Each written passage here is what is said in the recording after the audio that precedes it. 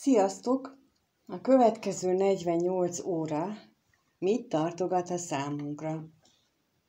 Pakliválasztós, a cigánykártyát vagy a tarotkártyát választjátok. Ha eldöntöttétek, akkor kezdjük. Üdvözöllek, hogyha te a cigánykártyát választottad. Lássuk, hogy számodra milyen dolgok történhetnek a következő 48 órában. Persze ez nem mindenkire, nem minden egyes emberre lesz igaz, aki nézi ezt de azért valami lehet, hogy egy mondat, egy fél mondat neked fog szólni. Lássuk, hogy mit tartogat számodra a következő 48 óra. Mit tartogat számodra a következő 48 óra? Aki ezt a csomagot választotta. Hát ehhez nem jutok szóhoz, és nem kapok levegőt, mert úgy kezdődik, hogy szerelmes nő, lelkész, a gondolat, a halál és a szerelmes férfi.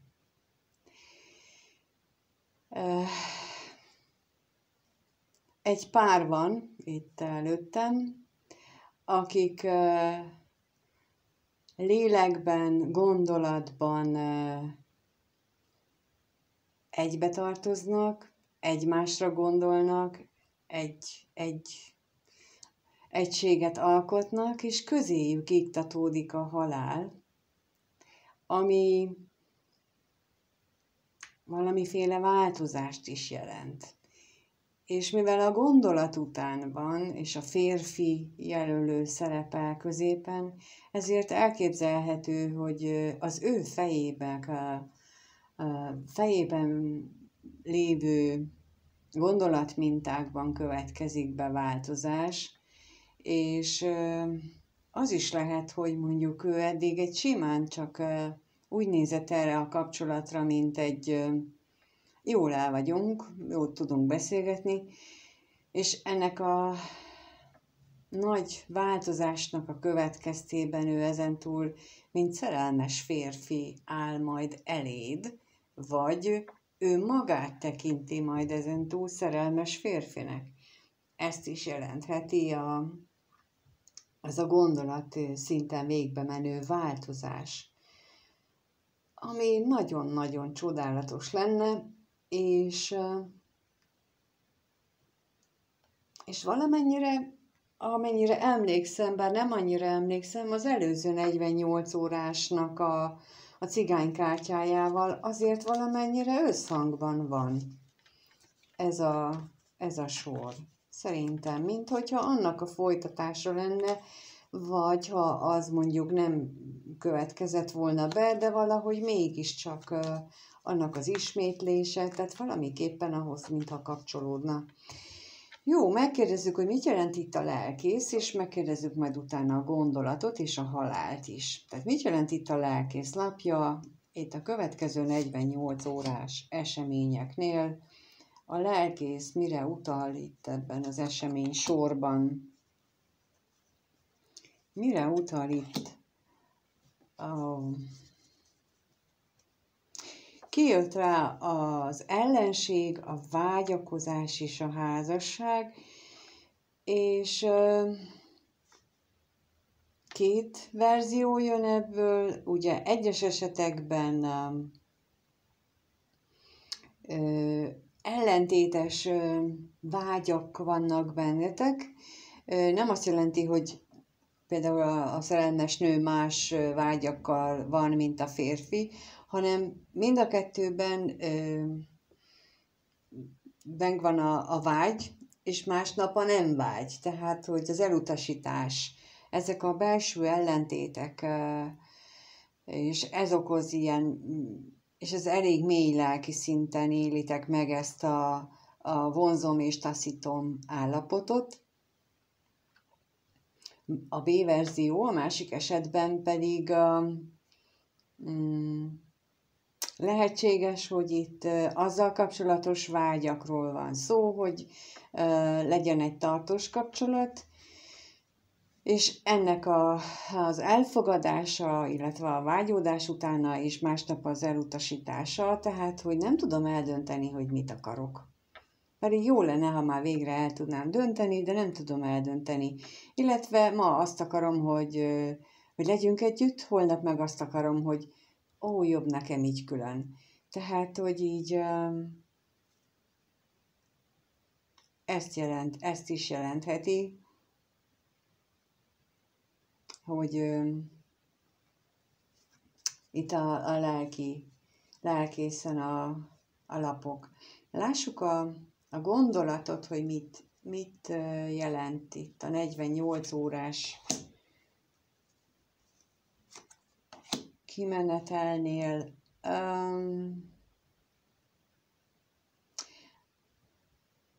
Az örvendezés és a gyermek lapja lehet, hogy valakinél kiderül, hogy terhes. Vagy terhes lesz, és később fog kiderülni, hogy ebben az időszakban lett terhes. Így az örvendezés és a gyermeklapja, ez így együtt, hát tulajdonképpen ezt jelenti. Ez a kombináció, és ezt én így nem is ragozom tovább. Gondolati szinten lehet, hogy már némelyik őtöknél ez így benne van a pakliban, hogy szeretnék terhes lenni, vagy de jó lenne, hogy terhes lennék, de jó lenne már, hogyha a terhes lennék, és megvalósul például, de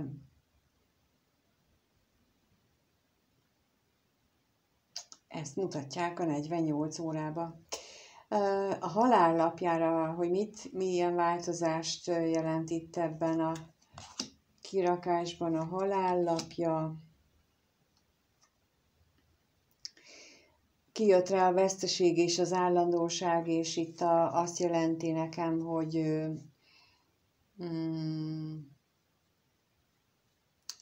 egyes esetekben, amikor viszonylag rendszeresen találkoztatok a párotokkal, a szeretett személlyel, akkor itt lehetséges, hogy valami olyan, nem mutat veszekedés, de valami olyan helyzet történik,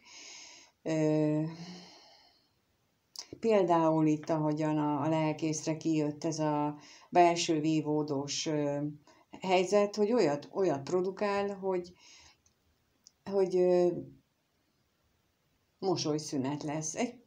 Néhány napra, egy viszonylag rövidebb időszakra egy mosolyszünetet eredményez, és akkor már hogy az ego például túlteng, a gondolkodás, a racionálisan végig gondolunk egy szerelmet, akkor ez bizony veszteségeket tud okozni, mert hogy okozhatja azt is, hogy szakítás lesz belőle. De most az is jött, hogy akinél esetleg az van, hogy terhesség kiderül, vagy szóba, vagy hát gondolati szinten, ott például lehet ebből olyan változás, hogy a másik mondjuk nem örül ennek, úgy, mint mondjuk ti, vagy a család nem örül, és emiatt következik be olyan helyzet, ami végül is hát valamilyen módon veszteséges helyzet lesz. Úgyhogy akit ez így érint, azt kérem, hogy gondolja át, még mielőtt az a gyermek megfogan, hogy ezeket a körülményeket is, hogy mi lesz utána, hogyan fog reagálni rá a másik személy, hogyan fog reagálni rá a környezet, a szülők, szóval úgy mindent. Tehát oké, hogy szeretnék gyereket, de annak a gyereknek csak akkor jó a megszületése, hogyha utána azt rendesen föl is tudjuk nevelni. Úgyhogy talán itt ebből a 48 órából ez a leglényegesebb, hogy ha ilyen valakinél lehetséges, vagy szóba jön, akkor mindenképpen át kell ezt gondolni, még mielőtt szóba jön. Köszönöm szépen a cigánykártyát választóknak, hogy itt voltatok, megnéztétek. Köszönöm, ha megírjátok, hogy titeket ez valójában hogyan érint, mit csináltok, vagy mi történik. Jó, minden jót kívánok, sziasztok! Jó, akkor lássuk azokat, akik a tarot kártyát választották, hogy nekik a következő 48 órában mit mondanak a lapok, mi várható. A következő 48 órában mi várható.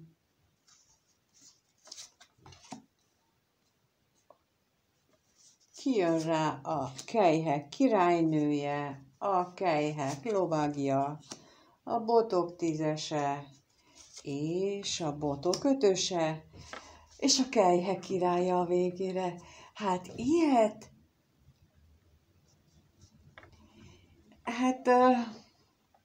Ilyet. Nem árulom el, hogy miért mondom ezt, de néhányan szerintem tudni fogjátok.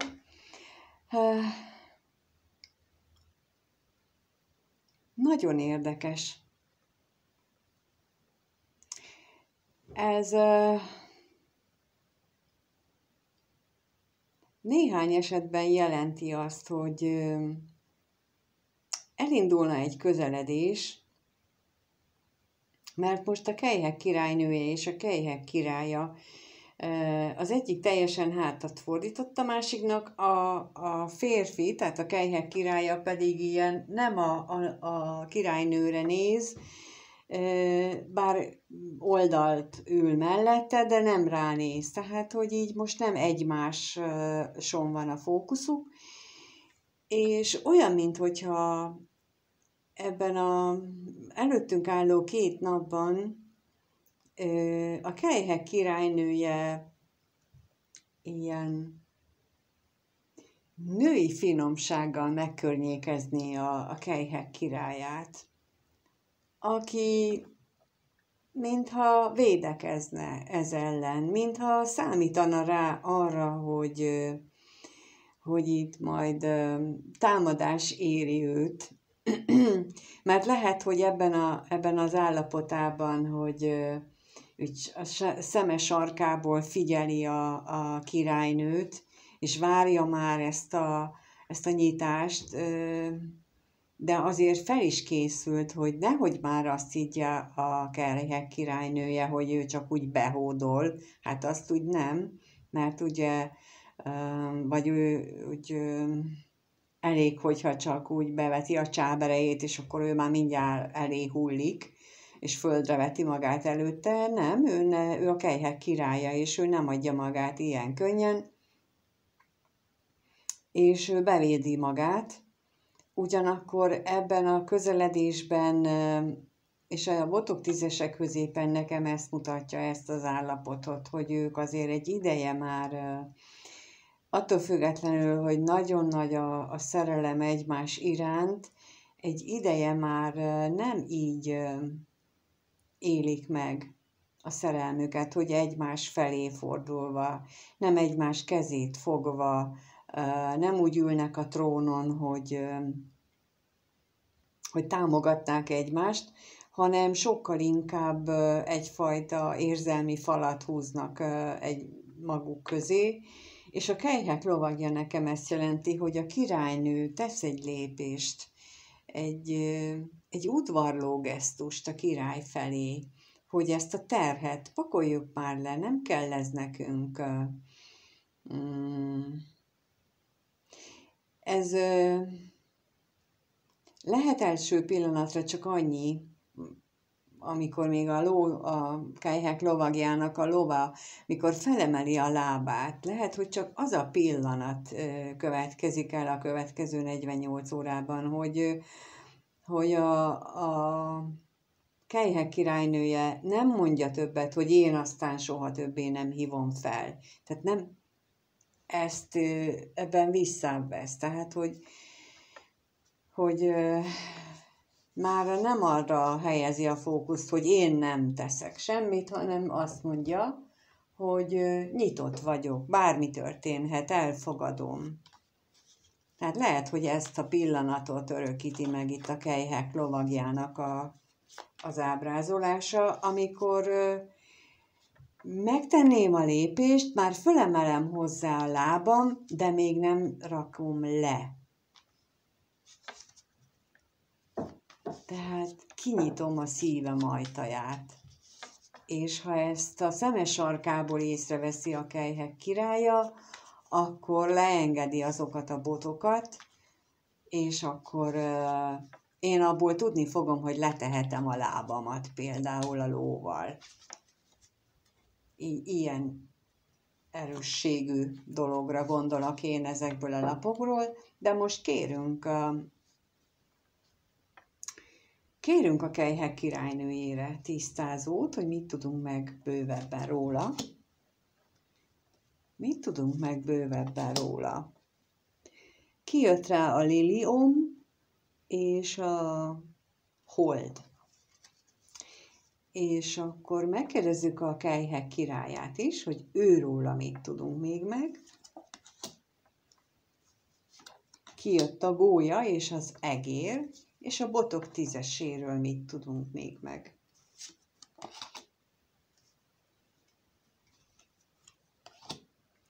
A levél és a ház. Ez lehetséges egyeseknél, hogy arról lesz szó, hogy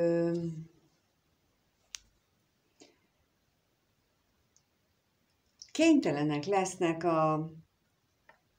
a férfi és a nő, tehát a páros tagjai ezt a botok tízes állapotot egy ingatlanadásvételi szerződés, vagy egy házat, egy stabilitást megingató kommunikáció miatt, ezek emiatt lehet, hogy emiatt kell letenniük, vagy más esetben emiatt van fönt vannak meg ezek a terhek, és van emiatt egy olyan dolog, amit például a párnői tagja mondjuk nem lát, nem tud, és ezért fordított hátat, és ezért gondolja érzelmileg, hogy ő nem akar ebből, már nem akar többet semmit ettől a királytól, és hagyják őt békén, és ő nem fog nyitni, és ő nem fogja fölhívni először. De valami tisztázódik, valami kitudódik ezzel kapcsolatosan, és ezért indul meg ő, és teszi meg az első fél lépést a király felé, aki itt ugye kijött az egér, és akiben ez, hát amit mondtam, hogy a botok ötösével lerakja a botjait, és már nem védekezik tovább tehát nem játsza el azt, hogy én rendíthetetlen vagyok, és megközelíthetetlen, hanem kész lesz ő is a nyitásra. És így az alátámasztó lapok, ez pontosan ezt erősítik meg nekem, amit elmondtam, hogy itt lehet arra számítani, hogy jön egy új információ azzal kapcsolatosan, amiről nem tudtunk, és tisztázza a helyzetet, és akkor akinél ez valamilyen módon tisztázódik, akkor arra hívja fel a figyelmet, hogy akkor ő reagáljon, tegyen egy olyan reakciót, ami által ez tovább javulhat, ez az állapot, és a másik szívét is képes ezzel megnyitni, és persze a terhek letételéhez is hozzájárul ezzel. Hát köszönöm szépen, hogyha a tarot csomagját választottad, és megnézted, és köszönöm, ha megírod, hogy vele történik-e ilyen, vagy egyáltalán mi történik, hogy rájössz-e valami olyan titokra a kettőtök kapcsolatában, ami közétek állt, és hogy képes vagy-e te megtenni mondjuk az első lépést, vagy ha te vagy a kelyhek királya, akkor megtették-e feléd az első lépést, és te ezt hogyan reagálod rá? Durciból, vagy szeretettel, megbocsátással, és itt a megbocsátáson van a szó, vagy a hangsúly, hogy mindig az motiváljon, mert a szeretetnek az alapvető járuléka a megbocsátás, hogy akit szeretünk, annak megbocsátunk, azt nem tud olyat elkövetni, amit ne tudnánk megbocsátani. Akkor nem tudunk megbocsátani, ha az egónk, az agyalásunk, a gondolataink erősebbek és felülbírálják a bennünk lévő szeretetet, akkor büszkeséggé alakul például ezek a gondolatok, és akkor már a megbocsátás nem tud szóba jönni, és akkor az elengedés nehezebb lesz. Úgyhogy köszönöm, hogy itt voltál, megnézted, köszönöm, ha lájkolsz, feliratkozol, és megírod azt, hogy mit gondolsz. Mindenkinek minden jót kívánok, sziasztok!